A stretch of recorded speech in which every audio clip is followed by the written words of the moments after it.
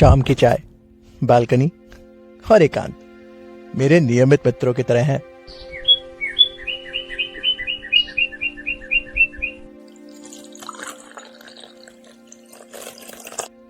हाँ, कभी कभी इनमें एक पुरानी मित्र और जुड़ जाती है जिसका नाम है मिस हसमुख। हाँ, उस समय मेरी डायरी में ऐसे ही किस्से हुआ करते थे कि इसका नाम मिस हसमुख रखा जाए। खैर, ये नाम मैंने नहीं रखा था, ये नाम रखा था। छोड़िए, कहानी शुरू से शुरू करते हैं। मेरी एक गलती से, तो श्रोतागण कृपया ध्यान दें। यह साल है 2017 और महीना अगस्त। तारीख एग्जैक्ट तो याद नहीं, पर वही 20 या 22 होगी। तो हम गए थे एमपी के इंदौर कॉलेज की पढ़ाई करने। अब हम तो ठेठ जयपुर के, और पता नहीं किस फितूर में कॉलेज ले लिया इंदौर का। अब ना कोई रिश्तेदार, ना दोस्त, ना परिचित। इंदौर हमारे लिए उतना ही अनजान और नया था जितनी जेठालाल के लिए इंग्लिश ग्रामर। नए नए शहर में छोरा ठोकरे ना खाए, इसलिए पिताजी ने दया दिखाते हुए एक नई मोटरसाइकिल खरीदने के पैसे और अनुमति दोनों दे दी।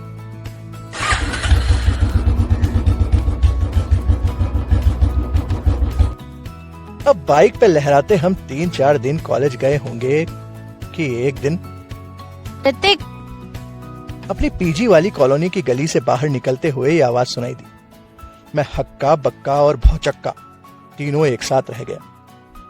इस अनजान शहर में मुझे कौन जानता था। पीछे मुड़कर देखा तो ब्लू डेनिम, पीली कुर्ती और बैग लटकाए एक खूबसूरत देवी खड़ी थी। मैंने 3-4 कदम बाइक पीछे ढकेली और वो 10-12 कदम आगे आई।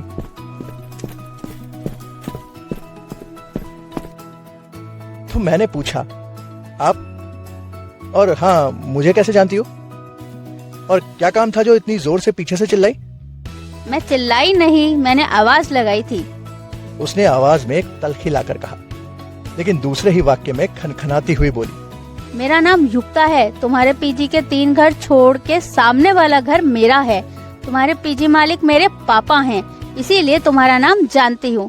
अभी मुझे देर हो रही है, बस छूट चुकी है, स्कूटी भाई ले गया है और तुम मुझे कॉलेज ले जाओगे।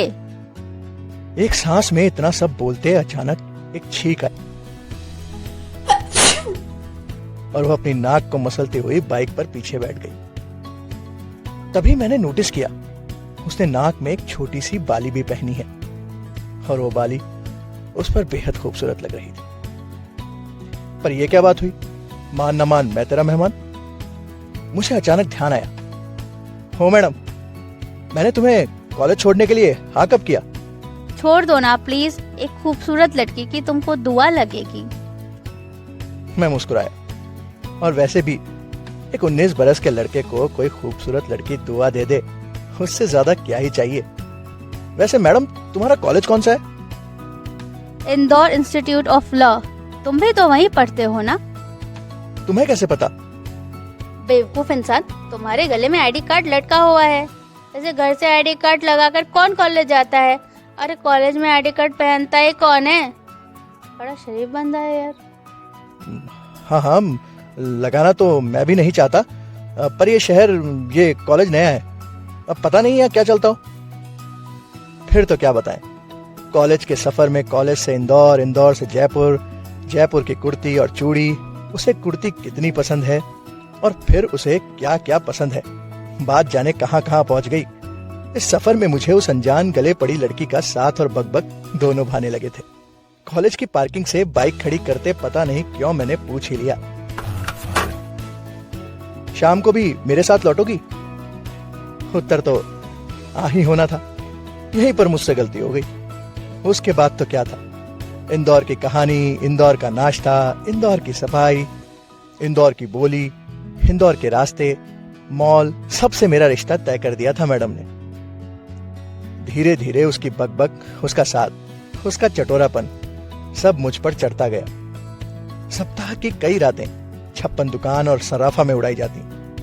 पढ़ाई मेरे पीजी या उसके घर में एक साथ बर्बाद की जाती और त्योहार उसकी मम्मी के हाथ के व्यंजन पापा की बातों और दादी के दुलार में बीतते। खैर, उन सब में मेरी एक और साथी थी, मेरी डायरी, जिसे मैडम ने नाम दिया था मिस हसमुख। हाँ, चूंकि उस डायरी को रोज की अपडेट दी जाती थी और उस अपडेट में मेरे और युक्ता के किस्से होते थे, और जब भी युक्ता उसे खोलती तो वो एक पुराना खिलखिलाता हुआ किस्सा उसे सुना देती। युक्ता को भी उसका साथ भाने लगा था, इसलिए उसने उसका नाम मिस हसमुख रख दिया। खैर, कॉलेज के 5 बरस बीते और मैं जयपुर वकालत करने लगा। जयपुर की गलियों में शाम को घूमते हुए अक्सर इंदौर का रजवाड़ा, सराफा और टीआई मॉल याद आते हैं। वैसे आप सोच रहे होंगे कि युक्ता का क्या हुआ? साहब, अब हर प्रेम कहानी में ट्विस्ट तोड़े ही आता है। तो शाम, बालकनी, चाय और मेरी चौकड़ी में चाय युक्ता ही बनाती है।